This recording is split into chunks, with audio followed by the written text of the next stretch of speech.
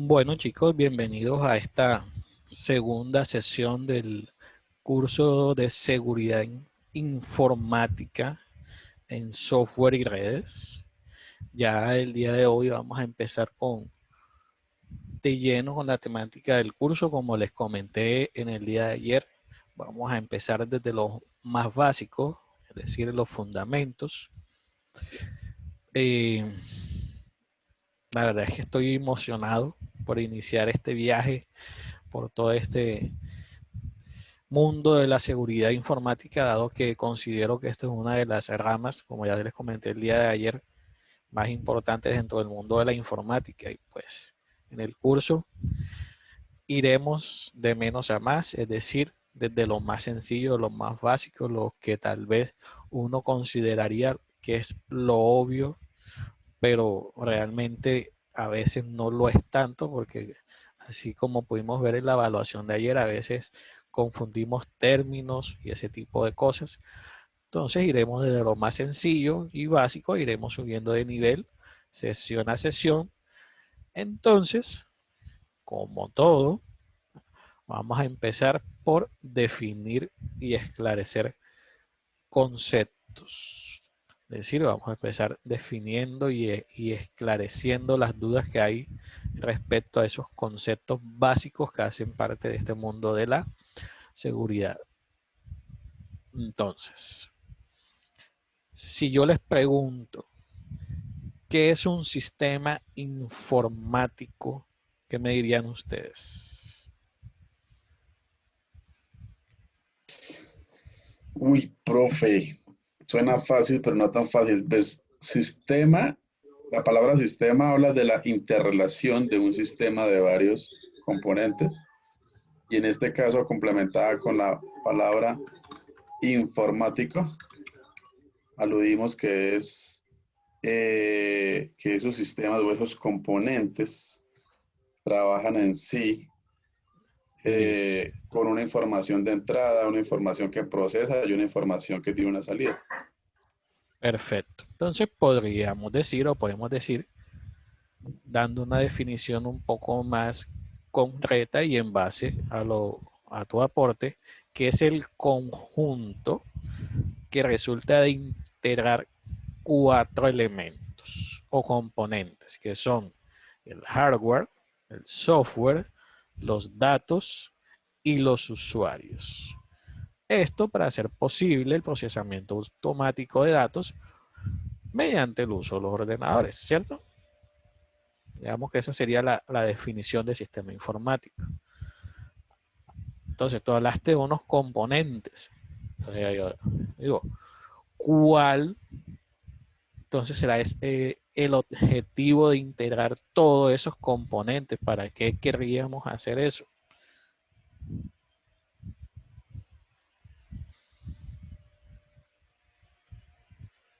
Para poder, entre varios componentes, pues procesar bueno, trabajar por ese objetivo, por procesar toda la información. Sí, exacto, lo que yo les dije. El objetivo es de integrar todos esos componentes de hardware, software, datos y usuario es el procesamiento automático de datos. Listo. Ahí sí como me decía un profesor en la especialización, pregunta trampa. ¿Qué es Sí. seguridad?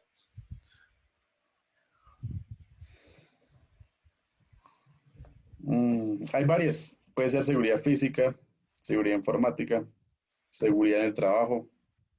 Yo creo que desde la perspectiva de la seguridad informática es la no alteración de la información hacia, o sea, desde que sale y llegue a su destino. Exacto. Por eso yo dije, pregunta trampa. Estoy preguntando qué es seguridad en términos generales. Yo no estoy preguntando por seguridad informática, ni seguridad en el trabajo, ni seguridad alimentaria, ni seguridad física, ni seguridad. Seguridad. En términos generales, perdón, cada quien percibe la seguridad dependiendo de la experiencia o el ámbito del contexto. Entonces, podemos hablar de la seguridad, que la seguridad es un estado de bienestar. Sentirse seguro es un estado de bienestar.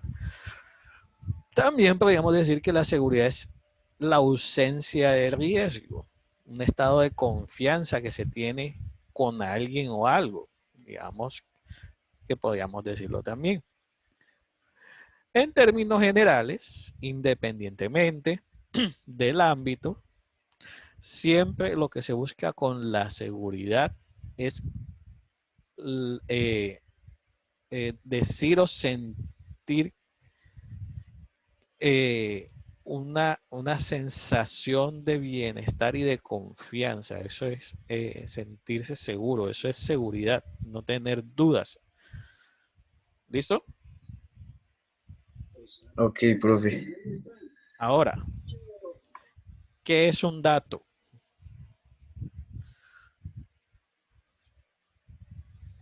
Nada, cualquier carácter puede ser, una letra o un número.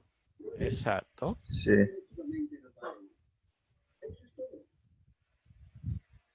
¿Eso sería un dato? Sí, sí, ¿Eso sería un dato? también. sí, claro, pero ya es un dato numérico.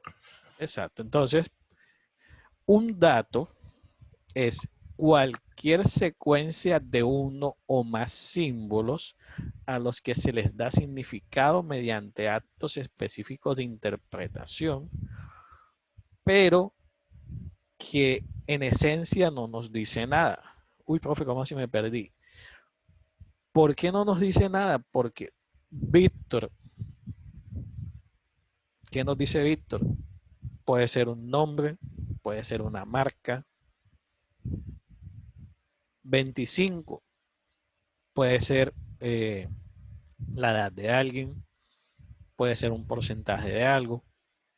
Entonces, como los símbolos lo que representan son hechos y situaciones, condiciones o valores, los datos son la materia prima que procesamos para producir información. Es decir, que esos datos nos diga algo o tenga algún significado para nosotros. Entonces, ¿qué es información?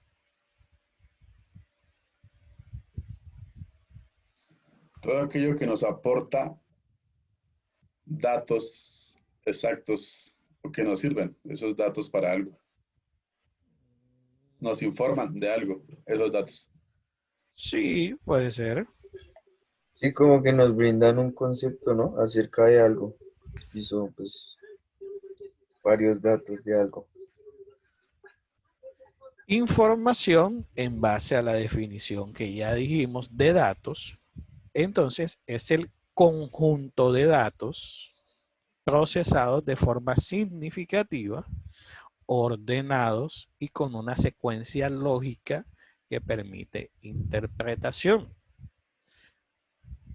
Yo les decía, Víctor, pero Víctor no dice nada, es un dato. Si yo les digo, mi hermano se llama Víctor,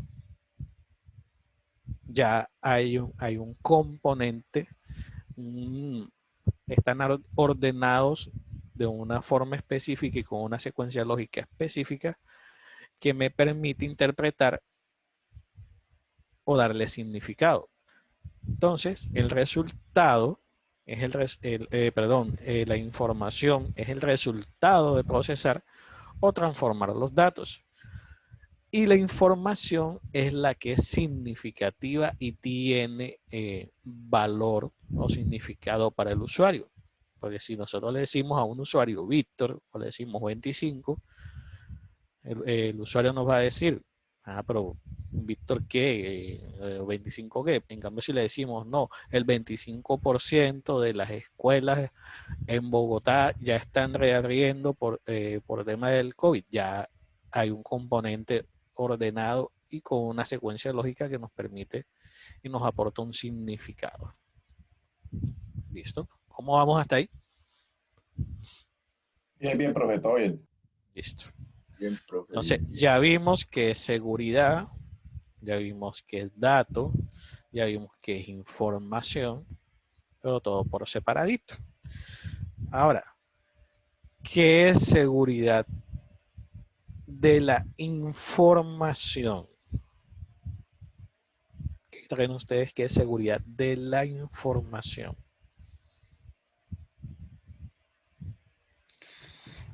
Lo que yo he dicho, profe, que es como eh, que esa información se conserve, que no se pierda, que no se manipule, que no se, que llegue a su destino si es que se envía de forma segura, que sea Perfecto, entregada al destino que es. perfecto. Entonces, dijimos, información es el conjunto de datos procesados de forma significativa, ordenados y con una secuencia lógica que permite interpretación. Ya lo he dicho tantas veces que ya me lo sé de memoria. Entonces, si hablamos de seguridad de la información, estamos hablando de que seguridad es sentir bienestar, que es proteger. Entonces, podríamos decir o definir como seguridad de la información, hago énfasis en eso, seguridad de la información como la protección definida a un activo, que en este caso cuando hablamos de información es fundamental para una organización. ¿A qué podemos llamar información? Ya tuviste algunos ejemplos, correos electrónicos, páginas web, bases de datos, contratos, presentaciones, nóminas, etcétera. Entonces, seguridad de la información no es más que proteger todo ese tipo de información. Ahora, ¿cómo es el título de este curso?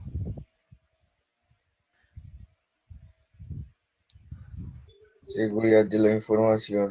No, señor. Ah, no, mentiras, profe. Es seguridad informática en software Infor y redes. ok, seguridad informática. Entonces, ¿qué será seguridad informática?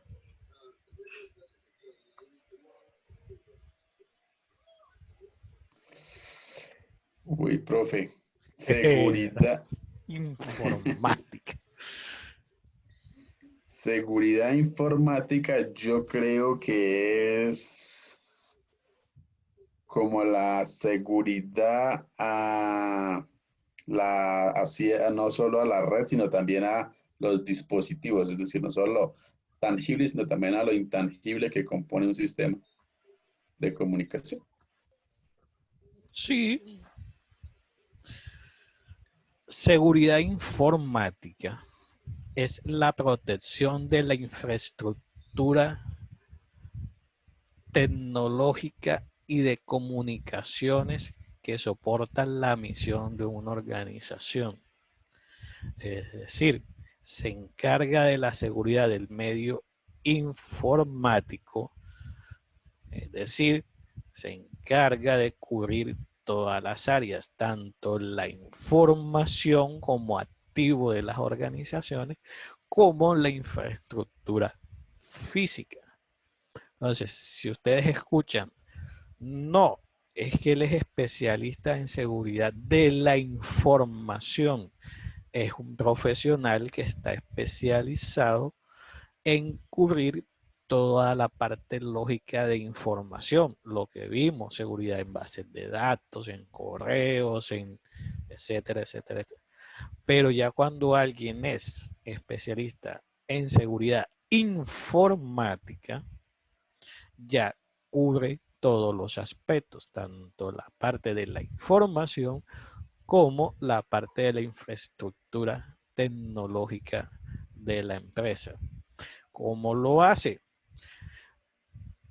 Básicamente los especialistas en seguridad informática nos encargamos de diseñar los procesos, procedimientos, técnicas y métodos para que un sistema informático, es decir, tanto la información como la infraestructura, sea seguro.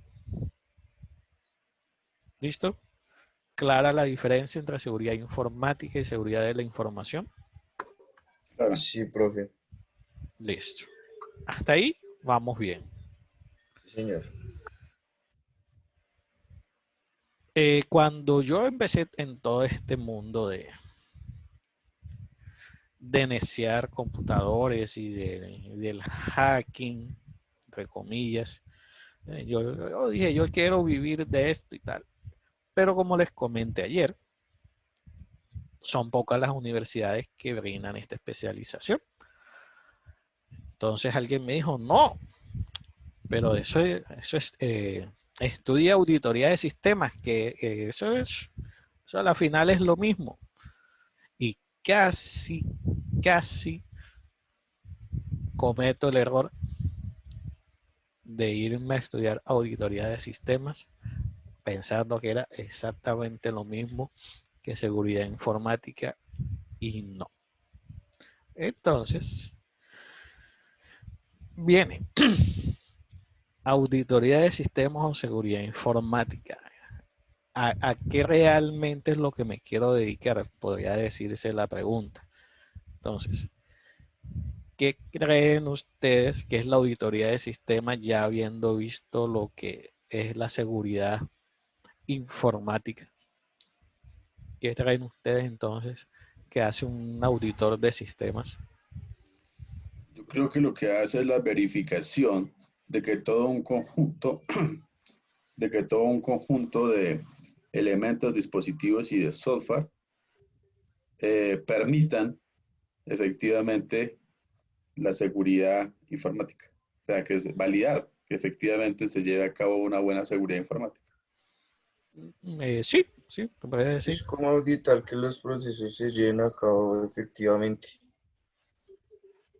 Entonces vamos a descomponer como hemos hecho con todos los términos. Podemos decir que la auditoría es, como ustedes lo han dicho, una revisión, un examen crítico que evalúa y analiza procesos, pero que no implica la preexistencia de falla en ellos.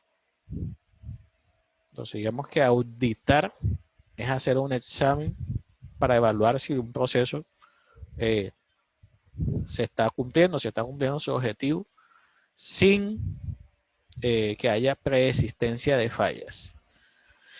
Podemos decir una definición un poco más completa de qué es el conjunto de técnicas y procedimientos determinados para analizar, verificar y recomendar asuntos relativos al control, a la efectividad, a la seguridad, a la adecuación del sistema de información de una empresa, etc.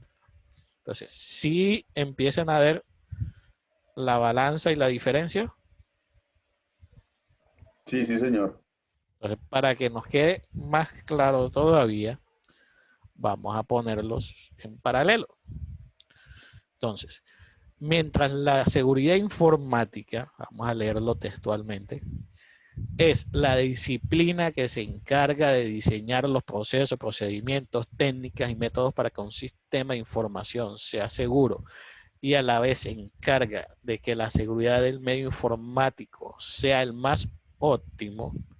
El auditor de sistemas lo único que hace es aplicar un conjunto de técnicas y procedimientos destinados a analizar y verificar y recomendar en asuntos relativos al control, a la efectividad, a la seguridad y a la adecuación del sistema de información de una empresa.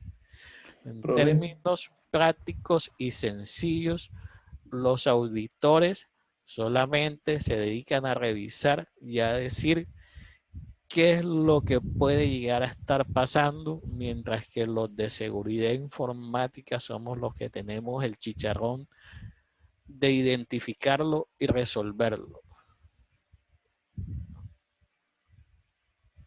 Dígame.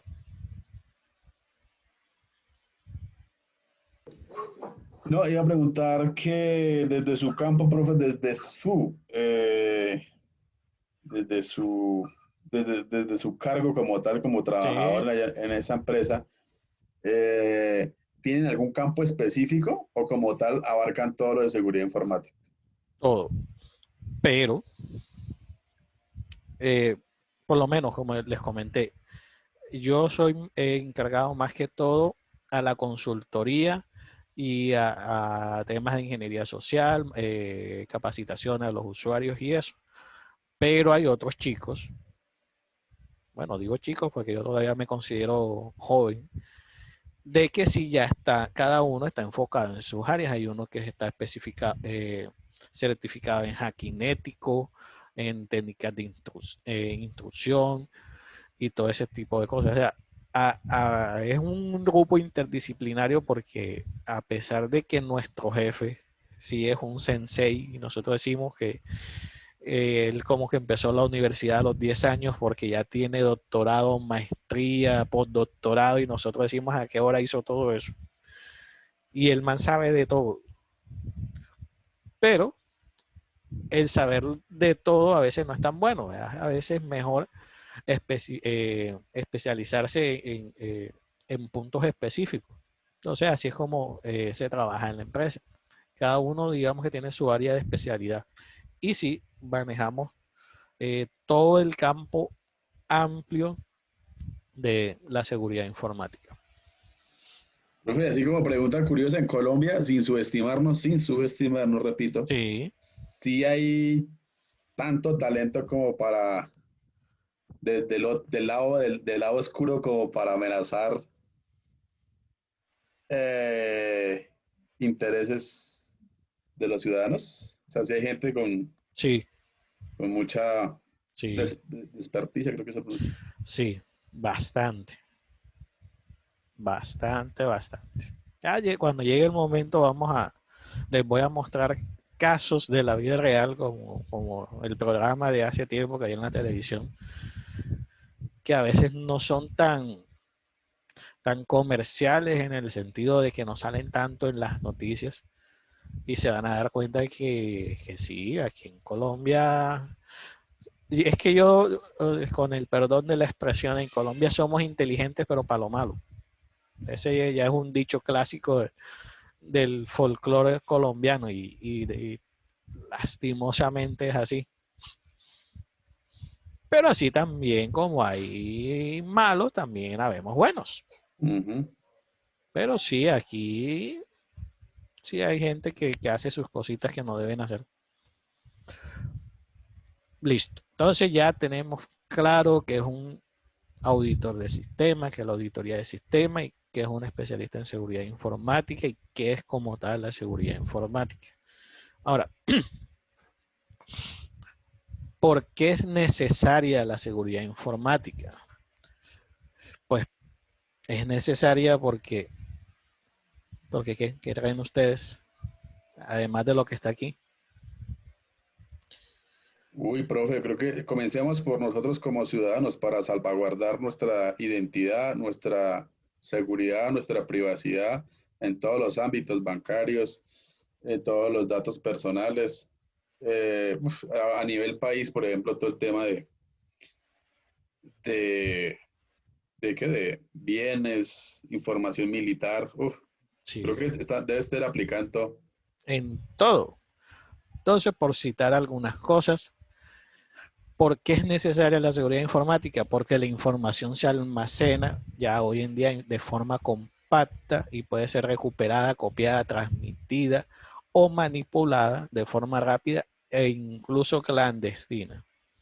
La información es accesible desde terminales situados lejos del entorno físico donde se encuentra situado el servidor. Ya nosotros podemos fácilmente conectarnos vía remota a un servidor que se encuentra en Australia y es totalmente transparente. La naturaleza electrónica de los sistemas eh, genera radiaciones electromagnéticas comprometedoras no intencionadas que pueden ser recogidas desde el exterior por medio de Tempest. Aquí estamos hablando de técnicas de hacking que ya veremos en su momento, que suenan tan alucinantes y tan de no creer como sacar información de una organización por medio de los parlantes cuando están sonando. Que uno dice, ¿cómo? Y sí, hoy les adelanto, sí se puede hacer.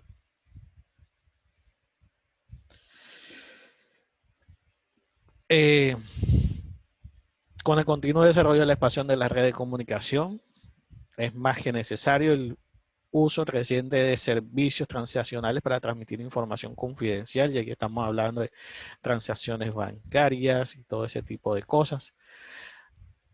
El costo es cada vez más accesible a los equipos, es decir, cada vez hay más gente conectada, como lo vimos en el video introductorio que les mostré el día de ayer. Ya hoy en día y ahora más con el Internet de las cosas, ya prácticamente todos los dispositivos de nuestra casa, desde luces, puertas, la nevera, todo ya puede estar conectado a Internet. Entonces, por eso es necesario tener y se hace necesaria la seguridad informática. Y la última, no menos importante, los negocios altamente dependientes de los sistemas de información. Pero la razón fundamental por la que es necesaria la seguridad informática es por la necesidad de sentirnos seguros. Digamos que aquí nos devolvimos a la primera diapositiva, es decir, la necesidad de generar confianza. Entonces volvemos. Profe, eso le iba a preguntar lo que acabo de decir de lo de los micrófonos, ¿fue que fue? Los micrófonos, O de los los autos, que parlantes, eso, los parlantes. ¿Cómo es eso? ya lo veremos en su momento. Listo, Cuando profe. hablemos de técnicas y métodos de hacking.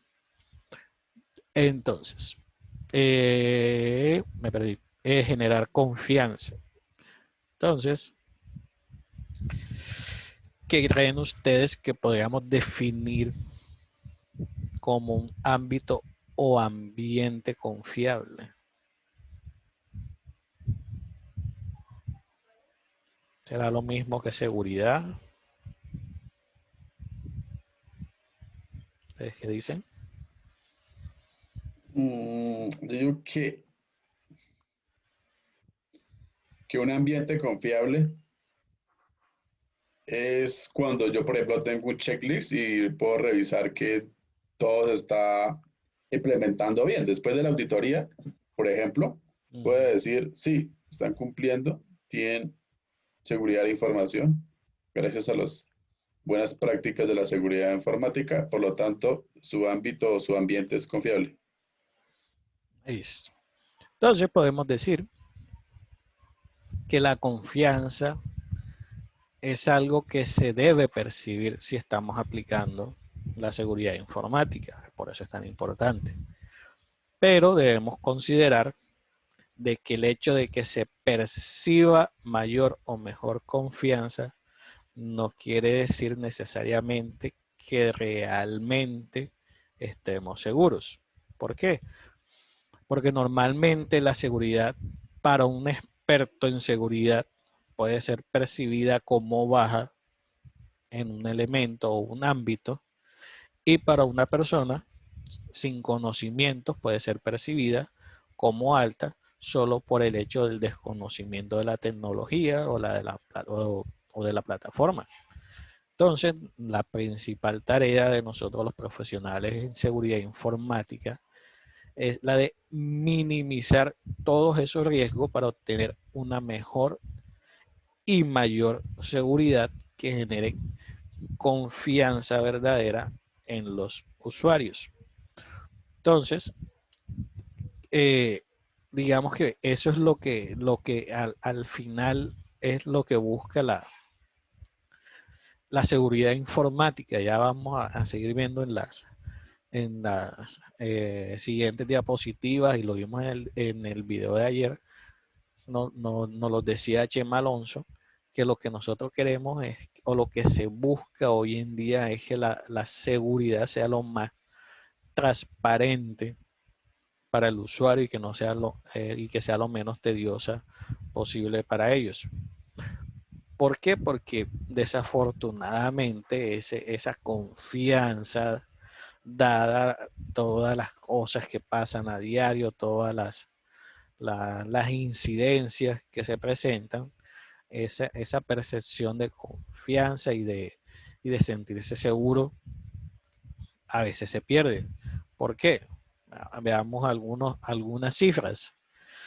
9 de cada 10 organizaciones sufrieron ataques de virus, de spyware y ataques online durante la pandemia. 9 de cada 10. 32 millones de dólares fue el promedio de daños causados por ataques, de los cuales 12 millones correspondían a virus y gusanos. El 98% de las organizaciones, o mejor dicho, solo el 98% de las organizaciones posee software antivirus legal. Ustedes pueden decir, uy, profe, pero es bastante. Aunque queda faltando un 2%, el 83.7% de las organizaciones sufrieron ataques de malware a pesar de contar con este tipo de software. Entonces ya como vamos a ver más adelante, a veces las organizaciones o las mismas personas piensan que por el simple hecho de tener un antivirus instalado, sea legal o ilegal, ya están protegidos. Y realmente no. 44% de los ataques vinieron desde el interior de la misma organización y el 56% de los ataques desde el exterior. ¿Por qué se aumentó este porcentaje? Por todo el tema del teletrabajo y el home office. Entonces, si se dan cuenta, entonces, si uno ve las cifras, uno dice, ¿cómo me puedo sentir yo confiado? ¿Me puedo sentir seguro si las organizaciones están constantemente bajo ataque? Entonces, yo podría decirle que es más un tema de percepción que otra cosa. Mientras, si una organización tiene bien implementada su sistema de gestión de seguridad de la información, minimiza mucho los riesgos y va a estar muy lejos de entrar en estas estadísticas. Entonces, ¿cuáles son esos pilares fundamentales que debemos tener en cuenta cuando estamos hablando de seguridad informática? No sé si tal vez lo han escuchado antes o es primera vez que los escuchan. Son la confidencialidad, la integridad y la disponibilidad. Hay un cuarto que a veces se encuentra en la literatura, a veces sí, a veces no, a veces se tiene en cuenta, que es el no repudio, pero los fundamentales son estos tres: confidencialidad, integridad y disponibilidad. Si falta uno de los tres lados, quedamos expuestos. Si uno de los lados es débil, se perderá la seguridad y la usabilidad. 3 son los lados mínimos. Esto es lo mínimo, mínimo y mínimo que debemos cubrir en una organización en cuanto a seguridad informática. Entonces vamos a ver cada uno de ellos en detalle. ¿Qué se le viene a ustedes en la cabeza cuando hablamos de confidencialidad?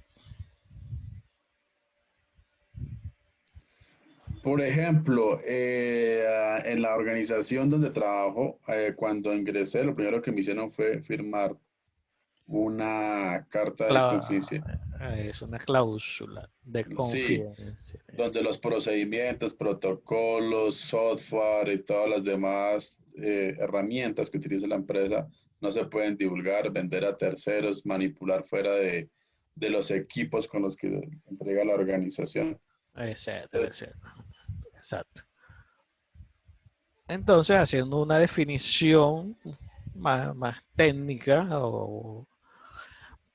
sería, o podemos decir mejor, que la confidencialidad se encarga de garantizar que solo el personal autorizado acceda a la información que le corresponde. Se refiere a la privacidad de los elementos de información almacenados y procesados en un sistema informáticos. Basados en este principio, las herramientas de seguridad deben proteger al sistema de invasiones, intrusiones, accesos no permitidos por parte de personas o programas no autorizados. Este principio particularmente es importante en sistemas distribuidos, es decir, aquellos en que los usuarios, ordenadores y datos residen en localidades diferentes, pero están física y lógicamente interconectados. Claro que, profe, yo digo que eso es muy difícil, es muy difícil.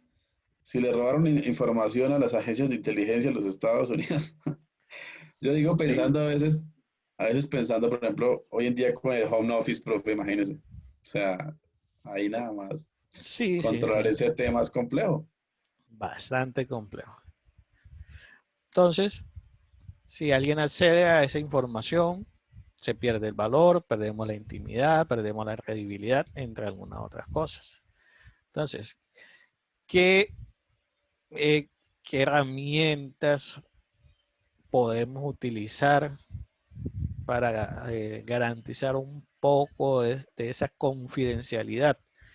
La autenticación de usuarios, una gestión óptima de asignación de privilegios, utilizar cifrado de datos en comunicaciones y un montón que vamos a ver en el transcurso de las 20 sesiones. Pero digamos que estas pueden ser algunas de los que nos podrían ayudar a garantizar la confidencialidad. Si hablamos de integridad,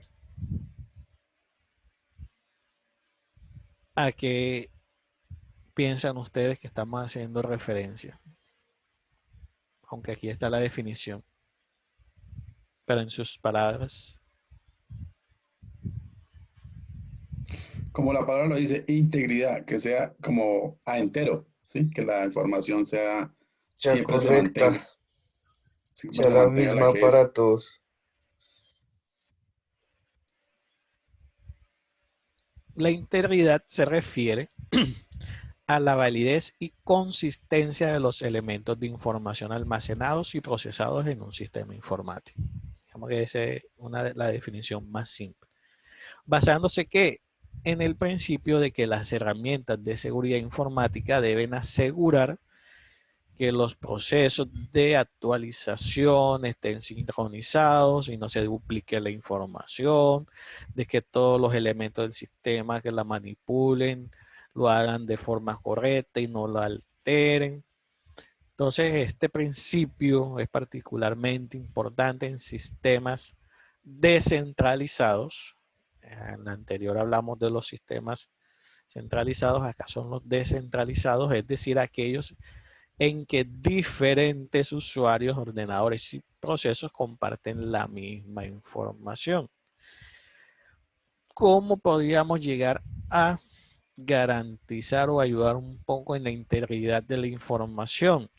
Haciendo monitoreo del tráfico de red, haciendo auditoría a los sistemas, implementando sistemas de detención de cambios como los lock,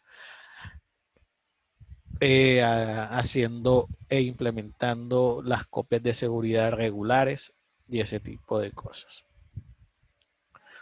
Cuando hablamos de disponibilidad, decimos que lo clave para cualquier organización en el 2021 es garantizar que se pueda acceder tanto a los datos como a los procesos en cualquier momento de forma rápida y sencilla, y que en el momento de que se presenten problemas se puedan solucionar de la forma más rápida posible y que no afecte el servicio. A eso hace referencia la seguridad, la disponibilidad. Garantizar que la información, los servicios, los procesos siempre, independientemente de las circunstancias, siempre estén disponibles para los usuarios. Entonces, la disponibilidad en términos generales se refiere a la continuidad del acceso a los elementos de la información almacenados, para no, de pronto no enredarlos tanto, porque en realidad no es tan complejo. La disponibilidad es garantizar de que siempre los recursos estén disponibles. Esto es particularmente importante en sistemas informáticos cuyo compromiso está más ligado con los usuarios o en prestar servicios de manera permanente. Aquí estamos hablando de páginas web, de servicios de, no sé, de streaming, por ejemplo, y ese tipo de cosas. Podemos también hablar de las redes sociales y ese todo tipo de cosas que cuando se caen hoy por hoy es un caos total. O si vamos a un ámbito un poco más local y cotidiano, cuando vamos a X lugar a sacar una cita o hacer algún trámite y nos dicen no, el sistema está caído, que es la expresión más mal dicha, pero todo el mundo la usa. No, el sistema se cayó. Entonces, a eso va dirigida la disponibilidad, de que ese tipo de cosas no pasen. ¿Qué tipo de cosas comprometen la disponibilidad? Algunas ya las hemos escuchado bastante desde el cansancio. Ya hemos hablado, escuchado de los ataques de denegación de servicio. Hay otro tipo que se llama ataque de denegación de servicio distribuido, que digamos que es un ataque DOS más, como más potenciado. Entrada a listas de spam que nos bloqueen nuestro correo, pérdida del control del nombre de dominio. De pronto que nosotros registremos nuestra página web con un nombre de dominio y llega un delincuente informático y nos secuestra ese dominio y lo dirige hacia otra página. O otro de los más comunes, que también es muy popular por estas épocas, que son los ransomware, que al mismo tiempo que afectan la disponibilidad, porque nos dejan sin acceso a nuestra información, también afecta la integridad de la información, dado que la modifica. ¿Cómo podemos mejorar y garantizar un poco más la disponibilidad? Haciendo acuerdos de nivel de servicio. ¿Sabe qué son los acuerdos de nivel de servicio? No, profe. Los acuerdos de nivel de servicio son esos acuerdos que se hacen entre las organizaciones y los prestadores de servicio para garantizar que los servicios se mantengan arriba, o en caso de caída se puedan solucionar lo más rápido posible. Por ejemplo, cuando a ustedes se les cae el internet y ustedes llaman, se me cayó el internet, y les dicen vamos a mandar un técnico a su casa. Normalmente esos técnicos tienen un acuerdo de nivel de servicio con las organizaciones, es decir, ellos tienen que garantizarle a la organización que van a resolver ese problema lo más pronto posible, y entre más se demoren, peor les va a ellos. Básicamente, en términos castizos, eso es un acuerdo de nivel de servicio. Si tú me contratas a mí para solucionar problemas, tú me puedes, entre las cláusulas del contrato, poner un acuerdo de nivel de servicio en el que me diga: si resuelves el problema en 2 horas, te pago tanto, pero si lo resuelves en 3, entonces te pago tanto, pero si te demoras y lo haces en 4, te pago tanto, y ahí puede ir bajando la tarifa. Entonces, eso asegura la disponibilidad. ¿Por qué? Porque como yo quiero ganar más, voy a preocuparme por resolver el problema lo más rápido posible. ¿Listo? Listo. Los balanceadores de carga de tráfico de red básicamente lo que nos ayudan es a diseminar el tráfico de red para evitar los estragos que causan los ataques de negación de servicio. Por ejemplo, si nosotros tenemos una página acá en Colombia que digamos que va dirigida a un público más bien hispano, de habla hispana, si nos hacen un ataque de negación de servicio de Rusia, si nosotros tenemos implementado un balanceador de carga de tráfico, este balanceador de carga de tráfico identifica que todo ese tráfico que te está entrando a la página no es un tráfico regular, y lo que hace es diseminarlo y redireccionarlo para que no te afecte. Las copias de seguridad ya los conocemos, que son los famosos backups de información, que pueden ser automáticos, pueden ser progresivos, pueden ser full. Sistemas de alimentación para evitar las interrupciones eléctricas. Entonces aquí hablamos de UPS, hablamos de SAIS. Y lo ideal es disponer de recursos alternativos a los primarios. Es decir, si tenemos un servidor principal, lo ideal es tener un servidor secundario con las mismas características del primario, para que, dado el caso de que por algún motivo el primario falle, el servidor secundario pueda suplir esa necesidad mientras se levanta el primario. Dime. A mí me causa mucha curiosidad. Si yo tengo dos servidores, ¿cómo hago para guardar, digamos, esa información en el segundo? ¿Sí? Digamos, yo tengo un servidor que me suministra X información, se dañó ese primero, me paso al segundo. ¿En qué momento llegó la información a ese segundo?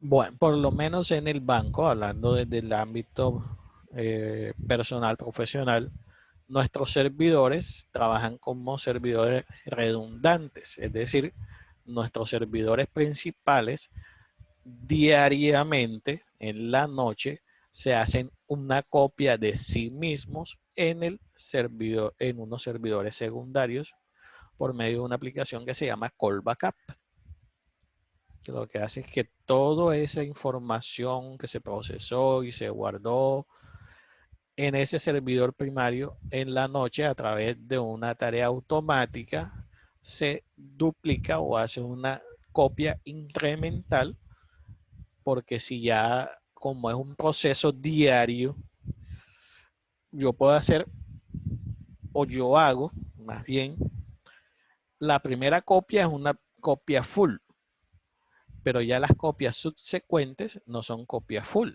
sino que son copias incrementales de la información que haga falta o se haya modificado en el transcurso de la operación que haya tenido la organización.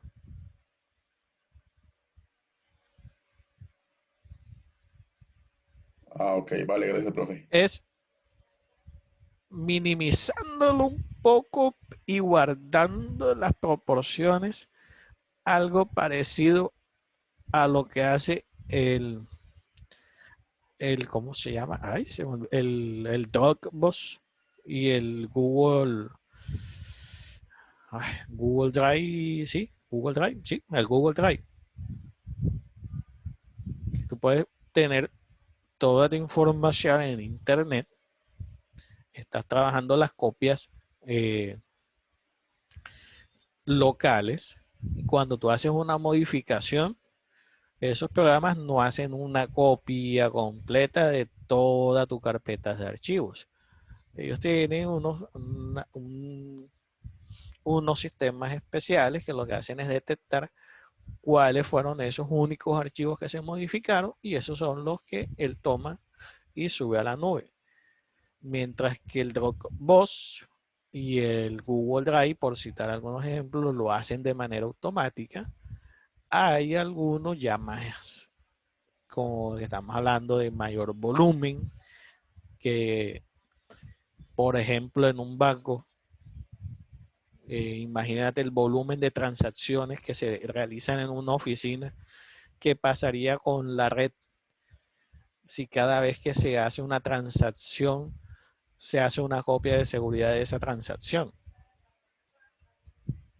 Entonces, ese tipo de procesos se hace, dado el volumen de información, se hace durante de la noche en que ya la gente está en su casa, está trabajando y que la red está completamente libre. Algunas empresas lo implementan para los fines de semana y así. Lo ideal, bueno, es que eso depende del core del negocio. Para algunas empresas o organizaciones se hace necesario que esas copias sean diarias. De pronto para otras no necesariamente tienen que ser diarias, sino que pueden ser semanales, para otras cada 15 días, para otras mensuales, porque normalmente esos servicios son subcontratados y son algo costosos. Porque normalmente lo que hacen las organizaciones es pagar para que salvaguarden y hagan esos backups de seguridad para liberarse de la responsabilidad de que si pasa algo, tú me respondes. ¿Listo? Sí, profe, O sea que más o menos, muy ¿cuánto cuesta un interesante proceso de ese esos? tema. Sí, por ejemplo, cuando al banco, porque he escuchado de varias personas, por una u otra forma los quitan plata de su cuenta y se logra comprobar que no ha sido culpa del cliente. Pues el banco sí ha respondido, pero ¿y ahí internamente quién responde? Por lo que entiendo, pues la empresa encargada de eso, del tema de seguridad. Sí, señor. Así tal cual. El banco nunca pierde. Con eso te puedo decir todo. Sí, Bueno, entonces, resumiendo, los tres pilares de la seguridad informática son la confidencialidad, que se encarga de asegurar que la información es accesible solo para aquellos autorizados a tener acceso, la integridad, que garantiza la exactitud y completitud de la información y todos los métodos de proceso, y la disponibilidad, que asegura que los usuarios autorizados tienen acceso cuando lo requieren a la información y sus activos asociados. Ahora, ¿cuáles son los factores de riesgo que piensan ustedes que afectan a esos pilares de la seguridad informática? pues para el tema de la confidencialidad definitivamente está mucho el factor de riesgo del lado del trabajador, del usuario. Para el tema de la disponibilidad, pues creo yo que el factor de riesgo va a estar en la infraestructura. Y para el tema de la integridad, ya lo asocio un poco más al software, a la calidad y al buen manejo. Listo, ya tú fuiste un poco más específico, pero en términos generales, hay tres tipos de factores que ponen en riesgo la seguridad en una información, la seguridad informática en las organizaciones. Hablamos de factores ambientales, son los factores externos, la lluvia, las inundaciones, los terremotos, tormentas, rayos, la propia suciedad dentro de un ambiente, la humedad, el calor. Los tecnológicos, que son las fallas de hardware, de software, fallas en el aire acondicionado. Yo he tenido la oportunidad de ver servidores que se sobrecalientan porque se dañó aire, el aire acondicionado del cuarto de equipos, nadie le prestó atención, el servidor se sobrecalentó, se quemó, se perdió la información. ¿Y quién respondió? ¿De quién será la culpa? Entonces, esos son factores de riesgo que amenazan la seguridad informática y que se deben tener en cuenta. Los fallos en el servicio eléctrico, ataques por virus informáticos, eso por el lado de los riesgos tecnológicos. Y está el componente humano. Y ahí estamos hablando el hurto, perdón, la adulteración, el fraude, la modificación, revelación, pérdida, sabotaje, vandalismo, hacker, falsificación, robo de contraseñas, intrusiones, todo lo que implica un componente humano. Entonces, dentro de esas amenazas que afectan principalmente el hardware y el software y a los datos, también hay unas divisiones, podríamos decirlo, clasificadas en varios tipos, según la interrupción, según la interceptación, según la modificación y según la fabricación. Para que se entienda un poquito más, vamos a ver a qué se refiere cada una de ellas. Entonces, cuando hablamos de interrupción, es decir, que afecta la confidencialidad, hablamos de que una entidad no autorizada consigue acceder a un recurso. Cuando hablamos de intercepción, es un recurso es cuando un recurso del sistema se destruye, lo que lo lleva a no estar disponible. Este afecta la disponibilidad. Cuando hablamos de modificación, es una entidad no autorizada que no solamente accesa a la información o al recurso, sino que lo deteriora o lo modifica. Por lo tanto, afecta la integridad. Y cuando hablamos de ataques que afectan de tipo de fabricación, es una entidad no autorizada que inserta objetos falsos en el sistema y es un ataque que vulnera la autenticación y la integridad. Como yo sé que aquí no se entiende muy bien, vamos a ver cada uno en detalle. Entonces tenemos, cuando hablamos de interrupción, más básico y sencillo de entender es cuando se daña, se pierde o deja de funcionar un punto en el sistema o se detiene inmediatamente el sistema o el proceso o el servicio. Por ejemplo, cuando se destruye el hardware, cuando se borra un programa o se borran datos, cuando hay fallos en el sistema operativo y se detiene, cuando hay un ataque de denegación de servicios que hace que nuestra página se caiga. Es a eso a lo que hacemos referencia, a una intrusión por interrupción.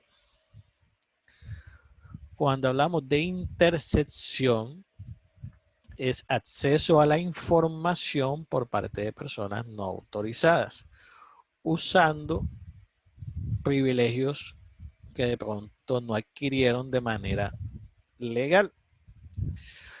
Este tipo de intrusiones son difíciles de detectar porque a veces no dejan huellas. Porque, por ejemplo, pueden ingresar a un sistema utilizando credenciales válidas y a veces es difícil determinar si realmente fue el usuario o si fue otra persona el que lo hizo. ¿Sí? Profe, cuando hablamos en el tema informático, lo he escuchado varias veces. ¿A qué se refiere con huella? Todas, más bien, nuestras acciones en un recurso informático deja huellas. Cuando nosotros ingresamos a una página web, se crean una serie de archivos temporales donde se almacenan las cookies, donde se almacena el historial de donde los sitios que estuvimos y ese tipo de cosas. Cuando nos ingresamos a Windows, por decir algo, en un servidor de dominio, si lo tenemos configurado, él va a ir guardando una serie de logs en donde dice a qué hora ingresó, en qué terminal ingresó y ese tipo de cosas. Es decir, si cuando nos conectamos a una página web, nuestro proveedor de internet sabe a qué hora lo hicimos, cómo lo hicimos, qué dirección IP nos asignó para conectarnos a ese sitio, desde qué lugar fue. A eso se le llama huellas. Siempre dejamos huellas y rastros. Ok. Pero con todo y eso, a veces es difícil detectarlas porque también hay formas de no dejar esas huellas o de borrarlas una vez que se haya hecho la intrusión. Entonces, cuando hablamos de interceptación, hablamos, por ejemplo, de realizar copias ilícitas de programas o de el famoso tema de chuzar una línea para escuchar una línea telefónica o de tomar el celular de nuestra pareja y abrir el WhatsApp web en nuestro computador para ver todas las conversaciones de ella mientras ella está utilizando el teléfono. Eso es una interceptación. Cuando hablamos de modificación o una intrusión por modificación, es cuando se produce un acceso no autorizado que cambia el entorno para su beneficio. Mientras que en la interceptación solamente lo que busca es escuchar, por decirlo de esa forma, entrar a una página web para ver qué hay, entrar al correo de una persona para ver qué información tiene, solo ver. Mientras que en la modificación, ya además de que hay un acceso no autorizado, se cambia el entorno para su beneficio. Es decir, podemos robarnos una cuenta de Instagram, de Twitter, que tiene no sé tantos miles de seguidores y la secuestramos y le decimos al propietario, le cambiamos la contraseña, le cambiamos el correo de acceso para que no pueda cambiar la contraseña ni restablecerla. Es decir, la modificamos y pedimos un rescate. Mientras que en el anterior solamente es interceptarla, entrar a fingonear o a ver. En este, su detección también es difícil, pero ya aquí depende de las circunstancias. Entonces, aquí, entre otros ejemplos adicionales a los que les di, encontramos modificaciones en las bases de datos, modificación de información, modificación de elementos de hardware,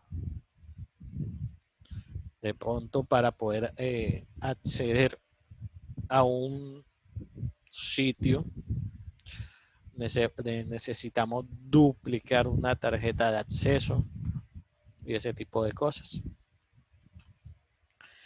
Fabricación. Aquí es cuando ya vamos un poco más allá de la modificación y creamos objetos nuevos dentro del sistema. Por ejemplo, craqueamos un equipo remotamente y adicional de haber usado una cuenta de administrador válida para el sistema, como ya tenemos una cuenta de administrador, creamos una cuenta para nosotros con unas ciertas características que nos levanten sospechas para seguir ingresando al sistema sin despertar sospechas. Puede ser un ejemplo.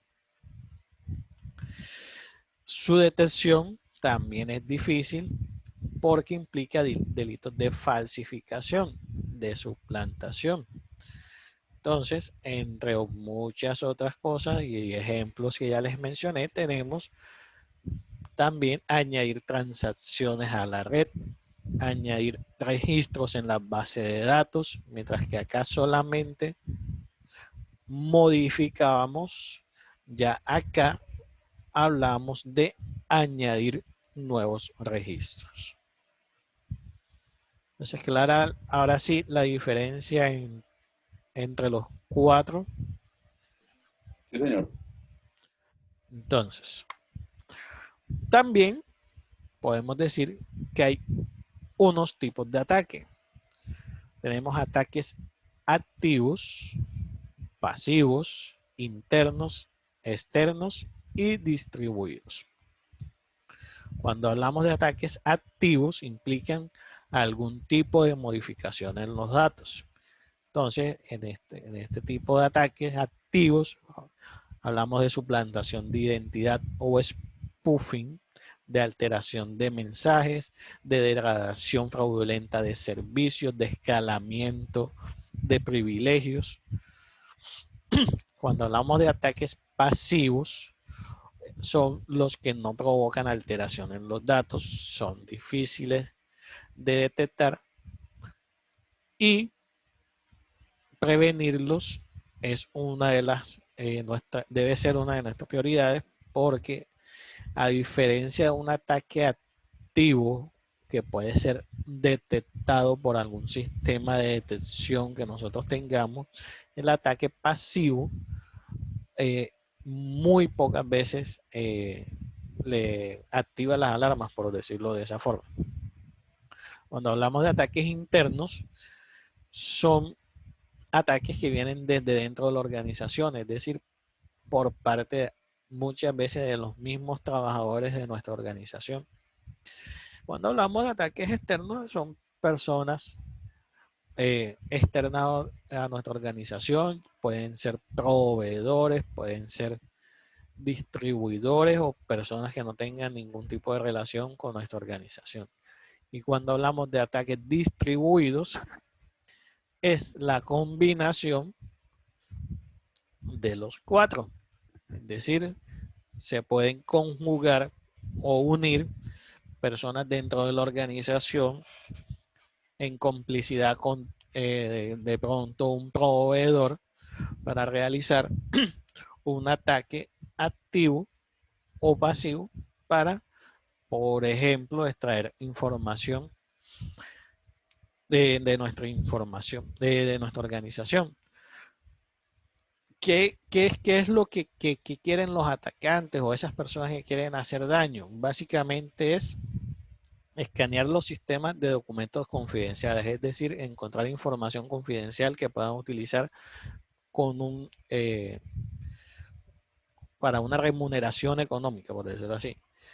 En algunos casos no quieren eso, sino corromper la información de nuestros equipos o nuestros discos duros, usar nuestros equipos para instalar software pirateado, modificar nuestro sistema operativo para crear trampas o puertas traseras o agujeros de seguridad que les permitan utilizarlos para, por ejemplo, crear redes zombie para ataques de negación de servicio.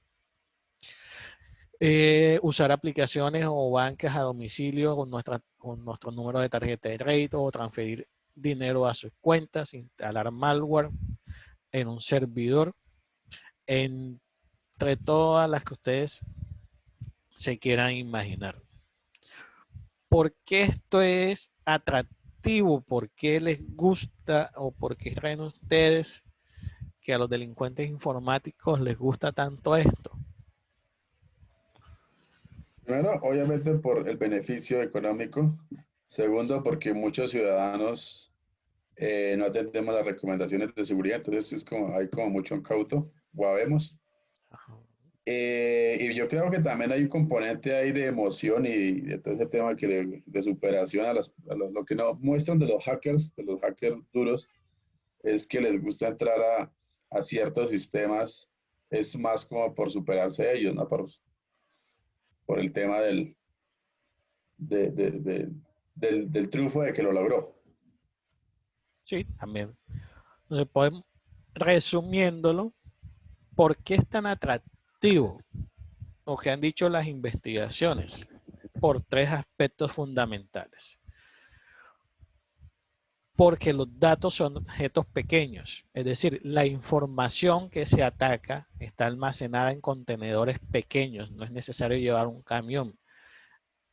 Para hacer una analogía, ya no es necesario tener que asaltar el camión de Prosegur que va a ser el retiro del dinero en el banco porque ya la oficina tiene mucho efectivo, sino que puedo llegar a sustraer una cantidad igual o mayor de información sin necesidad de atacar ese camión, por hacer una analogía, que también implica que no existe contacto físico, porque todos sabemos que si se nos mete en la cabeza que vamos a atacar un camión de Prosegur, por lo menos bajito, bajito, debemos ir muy bien armados.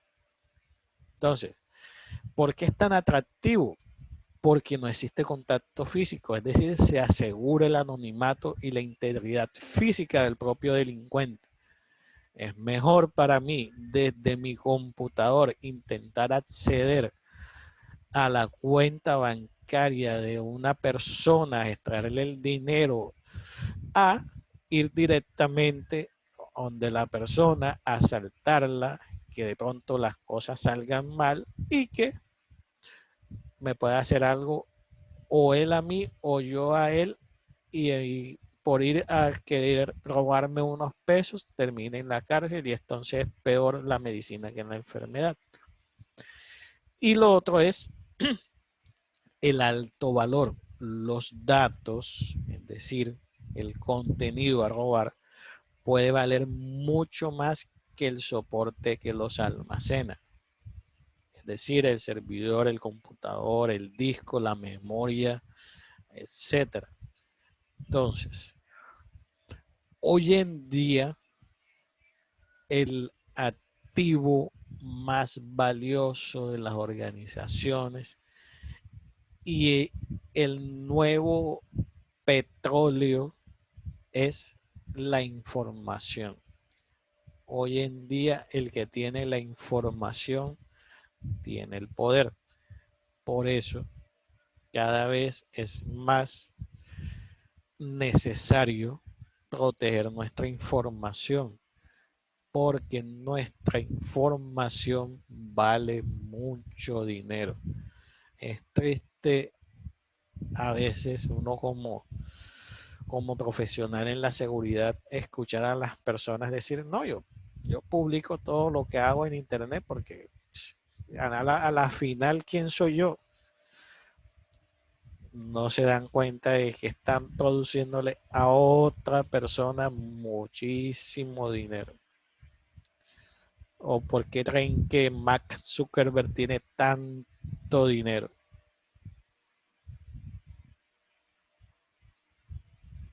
¿O Sí, por profe, por qué? ahí ¿O en por una materia, qué? ay, Dígame, perdón. tranquilo, tranquilo. No, profe, no, en una materia vimos el documental de las redes sociales en Netflix y de verdad que está tan bien explicado que después de eso pues ya uno cambio total de mentalidad. Sí, es Uy, que sí, ya a uno le da miedo muchas cosas. y no han visto ni la mitad. Igual también hay otro en el que mandan a Facebook, ¿no? Sí, Por lo del trato ilegal de la información de los Ah, usuarios en el Facebook. de... Ah, pero eso no fue Facebook como tal, fue Cambridge Analytica que le metió en el- mano a las elecciones, pero que Cambridge Analytica lo que hizo fue comprarle los datos a Facebook. cómpralo. Es que ese es el negocio de Facebook, el negocio de Google, el negocio de Twitter, el negocio de, bueno, Instagram, que es el mismo de Facebook, el de WhatsApp.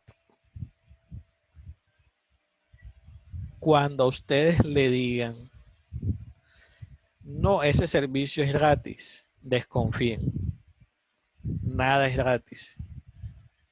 Algo te están quitando a cambio. Bueno, continuamos. Entonces, ya casi terminando, vamos a hablar de los principios fundamentales de la seguridad informática. Esos principios lo que definen es cuáles son esas características fundamentales que deben tener todos los sistemas basados en un buen sistema de gestión de seguridad informática. Entonces tenemos el primer principio, el principio del menor privilegio. ¿Qué quiere decir esto, chicos? Este principio lo que dice o afirma es que cualquier objeto, llámese usuario, administrador, programa, sistema o servicio, debe ser o debe tener mejor tan solo los privilegios de uso necesarios para desarrollar su tarea y ninguno más y solo durante el tiempo necesario. De pronto ustedes no han tenido la oportunidad, si se le puede llamar oportunidad, de tener, no que de discutir, pero sí de convencer al gerente de una organización el por qué él no necesita tener privilegios de administrador en su equipo. O sea, el hecho de que él sea el gerente y que te diga, no es que yo soy el gerente, yo necesito tener acceso a todo. Convencer a una persona de que eso no es así, estando en una posición de esas, es bastante difícil. Segundo principio, la seguridad no se obtiene a través de la oscuridad. ¿Qué quiere decir esto? Que un sistema no es más seguro porque escondamos sus posibles defectos o vulnerabilidades, sino que por el contrario, entre más conozcamos y corrijamos, estableciendo las medidas de seguridad adecuadas, mejor va a ser para nosotros, porque el hecho de mantener posibles errores o vulnerabilidades en secreto no quiere decir que no existan o que no puedan ser explotadas. Entonces, lo mejor es siempre estar atento a no ignorar esas fallas que puedan llegar a tener nuestros sistemas. Uno de los principios que más es explotados, el principio del eslabón más débil, ya se los había mencionado. En todo sistema de seguridad, el máximo grado de seguridad es aquel que tiene su eslabón más débil. ¿Qué quiere decir esto? Que cuando diseñemos, en la próxima sesión, cuando empecemos a diseñar políticas de seguridad o establezcamos los mecanismos y controles para poner en práctica nuestras políticas, debemos contemplar todas las posibles vulnerabilidades y amenazas. Eso quiere decir que no basta con establecer unos mecanismos muy fuertes y complejos en un solo punto en concreto, sino que hay que proteger todos los posibles puntos de ataque posibles. ¿Qué nos dice el principio del eslabón más débil? Que a veces nos enfocamos más en lo físico, por ejemplo, en implementar un super firewall, en implementar un sistema de biometría con reconocimiento de huellas e iris complementado con una tarjeta de acceso, pero no le damos la capacitación necesaria a la persona que lo va a utilizar. Entonces deja la tarjeta de acceso por ahí tirada. Si tienes que utilizar una contraseña, utiliza 1, 2, 3, 4 y ese tipo de cosas. Entonces, por eso decimos que por lo general el eslabón más débil de la cadena siempre es el usuario. Y por eso es en el que más debemos enfocarnos y de hecho es el que nos sale más barato preparar para poder implementar una buena política de seguridad informática. El principio de la defensa en profundidad lo que nos dice es que la seguridad de nuestro sistema no debe depender de un solo mecanismo por muy fuerte que sea. Volvemos a lo que les comenté en el punto del principio del eslabón más débil. No es solo enfocarnos en un solo sistema de autenticación, por decir algo, o un mecanismo de autenticación, sino que se hace necesario establecer varios mecanismos sucesivos. Creo que en el día de ayer les comenté, por ejemplo, que podemos llegar a implementar en nuestras cuentas de Google y Facebook también, de que aunque una persona tenga nuestro correo y contraseña de acceso válidos al momento de que quiera ingresar, también sucesivamente nos solicite un código de acceso para complementar ese proceso de autenticación. Punto de control centralizado o principio de punto de control centralizado. Este se trata de establecer un único punto de acceso a nuestro sistema, de modo que cualquier atacante que intente acceder al mismo tenga que pasar siempre por él.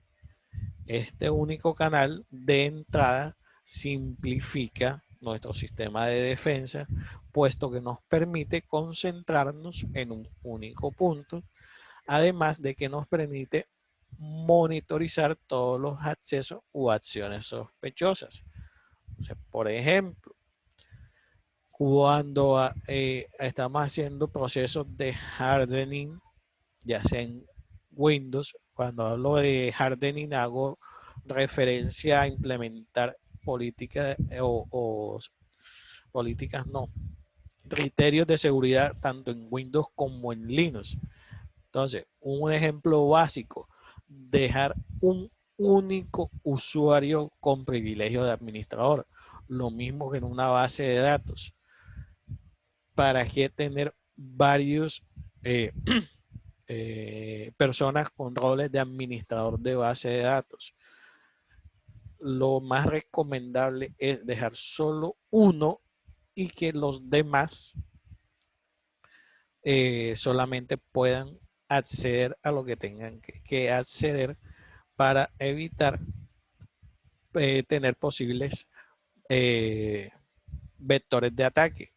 ¿Por qué? Porque si hay más de una cuenta administrador, por ejemplo, ya no tendremos que controlar una sola cuenta, sino que tendremos que monitorizar y estar analizando logs de varias cuentas y se vuelve un proceso un poco más tedioso.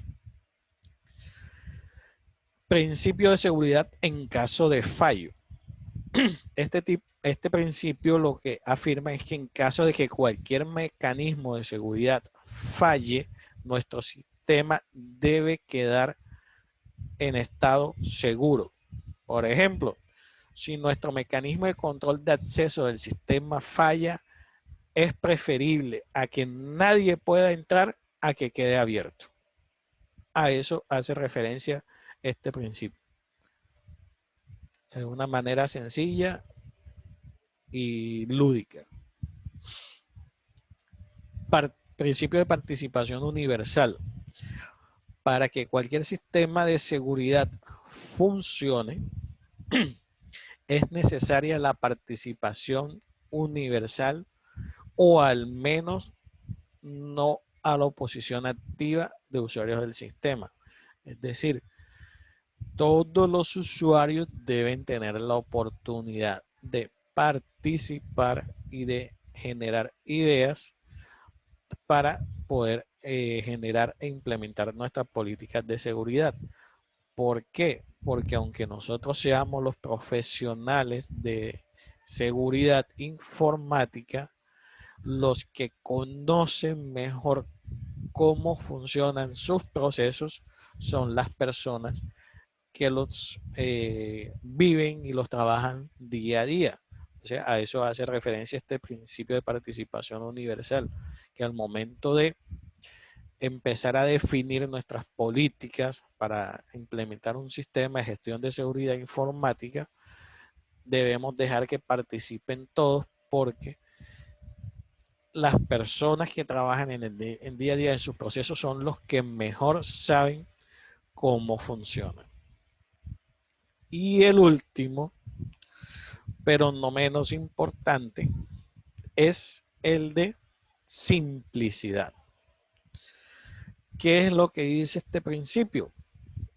Que todo sistema de gestión de seguridad de información, toda política, todo lo que haga relación a seguridad informática debe partir del principio de que debe ser simple en primer lugar antes que todo.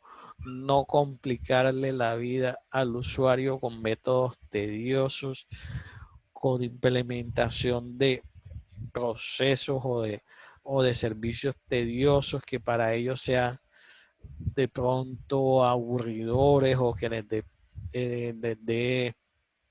no les genere confianza. También puede pasar. Entonces, en primer lugar, lo que se debe hacer es mantener las cosas lo más simple posible y eso lo que hace o complementa el hecho de que sea más comprensible para el usuario. Porque si no se entiende, difícilmente la persona lo va a usar. Básicamente por eso.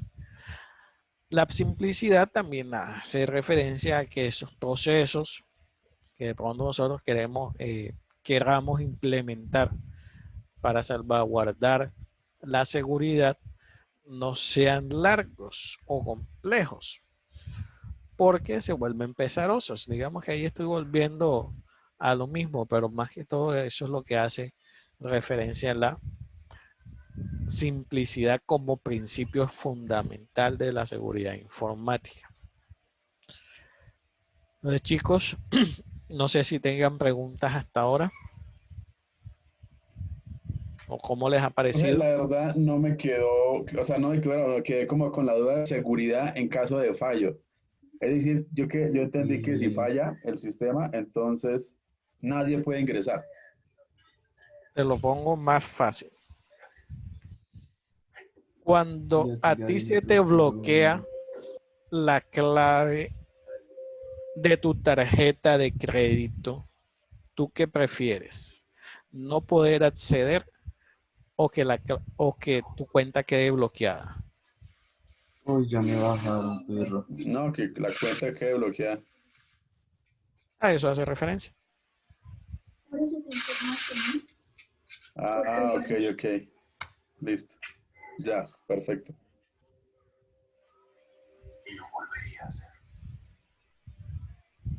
¿Alguna otra pregunta, duda? No, profe, de pronto lo que usted se dijo que íbamos a hacer de lo de los casos. Ahí, ¿eso es con un programa o algo? No, a papel y lápiz. ¿A papel y lápiz? Sí, señor. Ah, listo, profe. ¿Qué nos va a ayudar a hacerlo? El sistema de gestión de seguridad de la información a través de la norma ISO 27001 que vamos a empezar a estudiar en profundidad el día de mañana. Ok, profe, Listo, listo. profe. Entonces, chicos, ¿alguna duda? Profe, ¿su Dígame. merced nos facilita esa presentación? Por favor. Sí, ya todo se va subiendo, bueno, no automáticamente, yo lo voy subiendo en el transcurso de la noche a la plataforma. Ah, listo, profe, Ah, listo. ok. Tanto el video Listo. de la sesión como la presentación. Ok, profe. Listo, listo, profe, vale. Listo, profe, gracias. Bueno, listo chicos, feliz Muchas gracias, noche, profe. se cuidan, juicio, nos vemos mañana puntuales, Gracias, profe. Nos Vale, vemos profe, mañana. gracias. feliz noche.